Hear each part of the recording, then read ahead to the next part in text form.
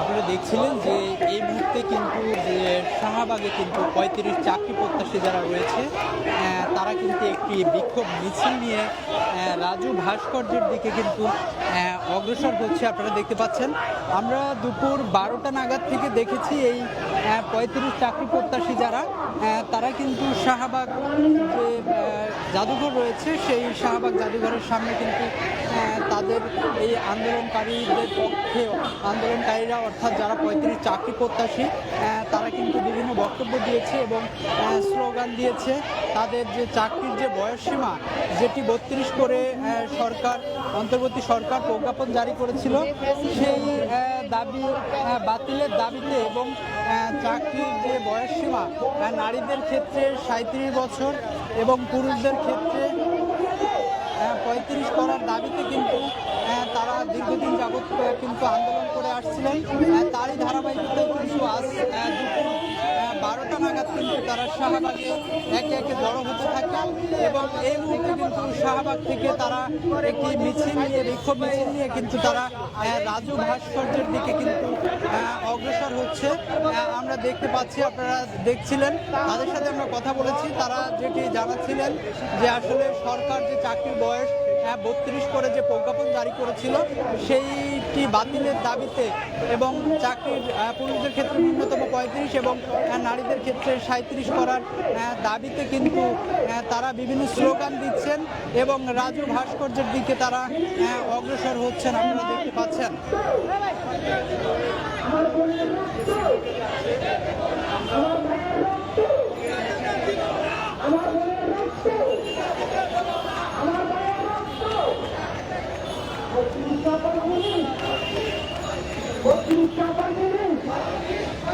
আমরা একটু কথা বলার চেষ্টা করব এই আন্দোলনে যারা যোগ দিয়েছেন তাদের কাছে একটু জানতে চাইবো দাবিটা কি একটু জানতে চাইবো।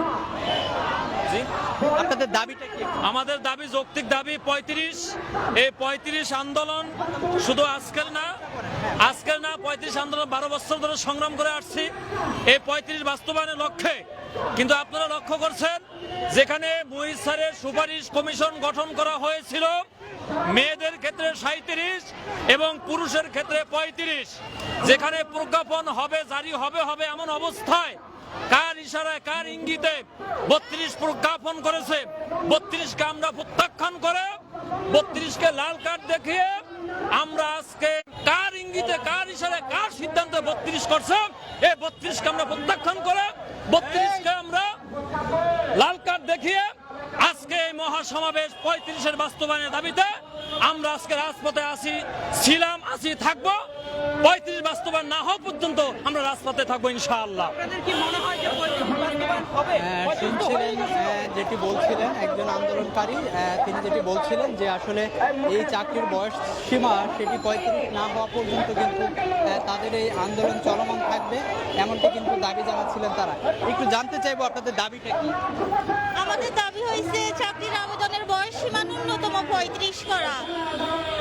সরকার ন্যূনতম ৩৫ করার জন্য সুপারিশ কমিটি গঠন করে দেয়, কিন্তু এই সুপারিশ কমিটি ৩৫ এবং ৩৭ সুপারিশ করার পরও কেন আমাদের সরকার আমাদের দাবি ন্যায্য দাবিটা মানতেছে না? আমরা ন্যূনতম ৩৫-এর জন্য আন্দোলন করি, কিন্তু গভর্নমেন্ট কেন আমাদেরকে ৩২ দেয়? আমরা ৩২ প্রত্যাখ্যান করি এবং ৩৫-এর জন্য রাজপথে সংগ্রাম চালিয়ে যাবই। শুনছিলেন যারা আন্দোলনকারী তারা যেটি বলছিলেন যে চাকরির যে বয়সসীমা সেটি দাবি জানাচ্ছিলেন তারা। আমরা আরেকজনের সাথে কথা বলবো, যে দাবিটা কি? আমরা দেখেছেন যে শিক্ষার্থীরা ৩৫-এর জন্য আন্দোলন করছি। আমরা বলতে চাচ্ছি যে বাংলাদেশের দক্ষতা ভিত্তিক যে নিয়োগ হওয়া উচিত, এটা কারো দক্ষতা বা যোগ্যতা বয়সের লিমিটেড না করা। বাংলাদেশে ঔপনিবেশিক আইন দিয়া এই যে চাকরির বিধিমালা, চাকরির ব্যবস্থা যে ঔপনিবেশিক আইনে চলে সেটা সংস্কার হওয়া দরকার, এবং সেই সংস্কার না হলে ফ্যাসিবাদী যে ব্যবস্থা সেইটা মূলত কর্মসংস্থানের মধ্যে থেকে যায়। একই সাথে সরকারি বেসরকারি সকল চাকরি ব্যবস্থার মধ্যেই এই সংস্কার আনতে হবে। এবং আমরা বলতে চাচ্ছি যে বিশেষ করে সামরিক বা পুলিশ বাহিনী, এই ধরনের বাহিনীগুলোতে বয়সের লিমিটেশন থাকা উচিত। এর বাইরে যে পেশাগত বিষয় থাকে সেই সমস্ত জায়গায় বয়সের লিমিটেশন আপাতত 35 এবং মেয়েদের জন্য 37 যে কমিশন সুপারিশ করেছে সেটি বাস্তবায়ন করা দরকার। একই সাথে মনে রাখা দরকার বাংলাদেশের চাকরি ব্যবস্থা একটা সাচিবিক মালিকানা, মানে বাংলাদেশের চাকরি বিভিন্ন মন্ত্রণালয় মালিকানা নির্ভর একটা নিয়োগ হয়। এই ধরনের ঔপনিবেশিক ব্যবস্থা সংস্কারের মধ্য থেকে বাংলাদেশ আগামী দিনে আরো বেশি গণতান্ত্রিক এবং সামাজিকভাবে সোশ্যাল স্প্রেড আউট হবে। তাহলে বাংলাদেশের এই বেকারত্ব কমে আসবে। বাংলাদেশ বিশ্ব দরবারে জনশক্তির দিক থেকে দক্ষ জনবল তৈরি করতে পারবে। একই সাথে বাংলাদেশে এই মুহূর্তে কত সংখ্যা বেকার আছে সেটি বাংলাদেশ সরকারকে এটি নিয়ে অনেক বেশি ভাবা দরকার। সেই ধরনের কর্মসংস্থানের প্রস্তাবনা থাকতে হবে। বাংলাদেশের বিদ্যমান সকল রাজনৈতিক দলগুলোরও বাংলাদেশের মানুষের জন্য কর্মসংস্থান ভিত্তিক রাজনৈতিক কর্মসূচি নেওয়া দরকার। চাকরির বয়স 35-এর দাবিতে যারা এই আন্দোলনে অংশ নিয়েছেন তারা যখন বলছিলেন দীর্ঘ 12 বছর যাবৎ তাদের এই আন্দোলন, এবং এই আন্দোলন কিন্তু তাদের বাস্তবায়ন না হওয়া পর্যন্ত তাদের এই কর্মসূচি চলমান থাকবে। এমনকি কিন্তু তারা জানাচ্ছিলেন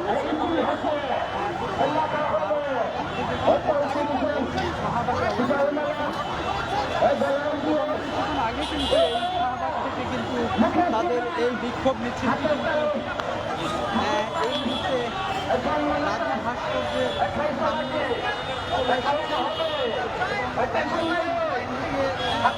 সেটি আসলে এখনো বলা যাচ্ছে না। তবে আমরা দেখেছি ইতিপূর্বে কিন্তু তাদের এই আন্দোলনকে ঘিরে কিন্তু পুলিশের সাথে তাদের ধাওয়া পাল্টা ধাওয়ার একাধিক ঘটনা আমরা দেখেছি। অর্থাৎ পুলিশ কিন্তু পুলিশের সাথে তাদের কয়েক দফা কিন্তু আমরা সংঘর্ষ দেখেছি ইতিপূর্বে। আজকে কিন্তু শাহবাগে দুপুর 12টার পর থেকে অবস্থান নিচ্ছিলেন এবং সেই অবস্থানে থেকে তারা বিভিন্ন স্লোগান দিচ্ছিলেন। তারা যেটি বলছিলেন যে তাদের যে চাকরির বয়সসীমা সেটি 35 করতে হবে এবং সেটি 35 না হওয়া পর্যন্ত তাদের এই আন্দোলন চলমান থাকবে, এমনকি কিন্তু তাদের এই আন্দোলন থেকে দাবি করা হচ্ছিল। এই মুহূর্তে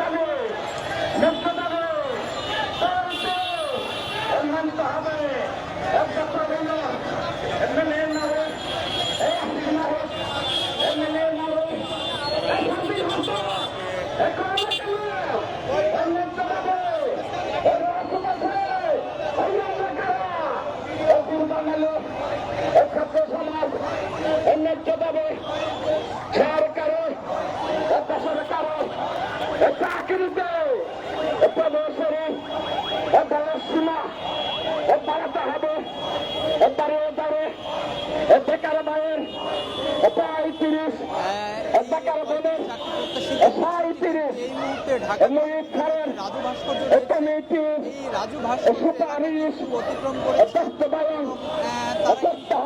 দেখতে পাচ্ছি সচিবালয় রয়েছে, স্লোগান দিচ্ছিলেন তারা, যেটি বলছিলেন এই 35 বাস্তবায়ন না হওয়া পর্যন্ত তারা ঘরে ফিরে যাবেন এবং তাদের আন্দোলন চলমান থাকবে।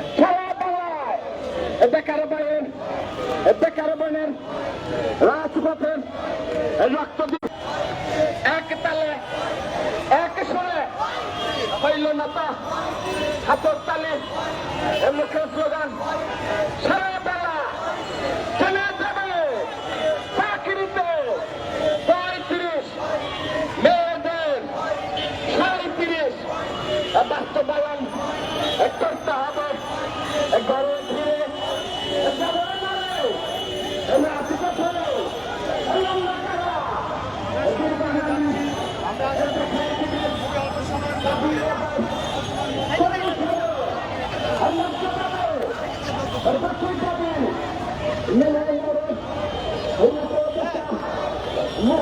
যে আপনাদের দাবিটা কি একটু জানতে চাই।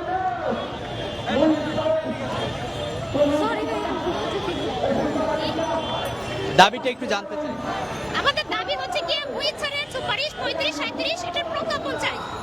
এটা হুইলচেয়ার সুপারিশ করেছে কিন্তু প্রজ্ঞাপন না দিয়ে 32-এর ডিজিটের একটা প্রজ্ঞাপন দেওয়া হয়েছে, এটা আমরা মানি না। এটার প্রজ্ঞাপনের মানে 47তম বিসিএস এর আগে এটার প্রজ্ঞাপন চাই আমরা খুব দ্রুত। জি জি জি এটাই। এখন কোথায় অগ্রসর হচ্ছেন আপনারা? গন্তব্য কোথায়? এখন যেখানে গেলে পরে আমাদের এই সুরাহা হবে সেখানে আমরা যেতে চাই। সচিবালয়ের মুখে অগ্রসর। সচিবালয় আমরা মূলত এটা সুরাহার জন্য যেখানে যায় সচিবালয় গেলে সচিবালয় যাব, সচিবালয়ে যাওয়ার জন্য সচিবালয় যাব। ধন্যবাদ। শুনছিলেন 35 চাকরি প্রত্যাশী যারা, তারা যেটি বলছিলেন যে আসলে এই দাবি আদায়ের জন্য তাদের যেখানেই যাওয়ার প্রয়োজন সেটি তারা করবেন। এবং আমরা দেখতে পাচ্ছি ঢাকা বিশ্ববিদ্যালয়ের রাজু ভাস্কর্য এলাকা অতিক্রম করে কিন্তু তারা দোয়েল চত্বরের দিকে অগ্রসর হচ্ছেন। তবে তারা কোথায় যাচ্ছেন সেই বিষয়টি কিন্তু এখনো নিশ্চিত হওয়া যায়নি। এখানে প্রায় শতাধিকের উপরে আন্দোলনকারীরা কিন্তু এই 35 চাকরি প্রত্যাশী মিছিলে কিন্তু অংশগ্রহণ করেছেন এবং এই বিক্ষোভ মিছিলটি কিন্তু এই মুহূর্তে ঢাকা বিশ্ববিদ্যালয়ের রাজু ভাস্কর্য এলাকা অতিক্রম করছে।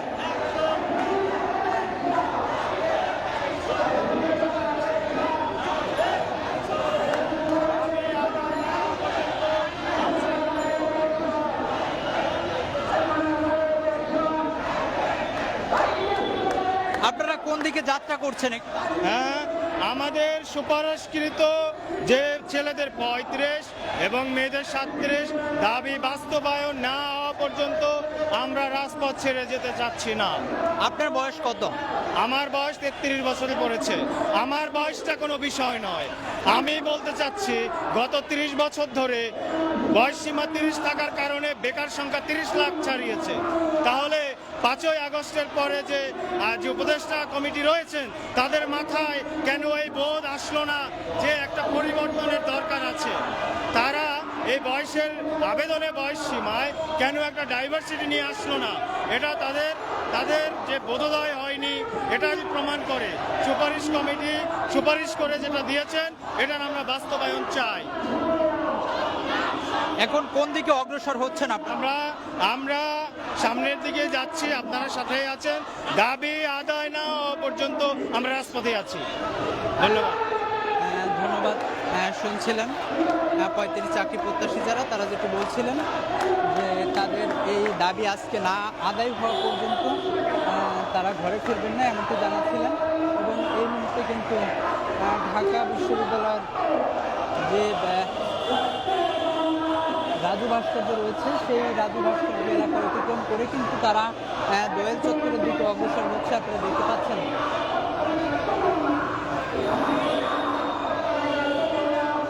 দর্শক, কিছুক্ষণ পরে আপনাদের সাথে আবার লাইভে যুক্ত হব, আমাদের সঙ্গেই থাকবেন।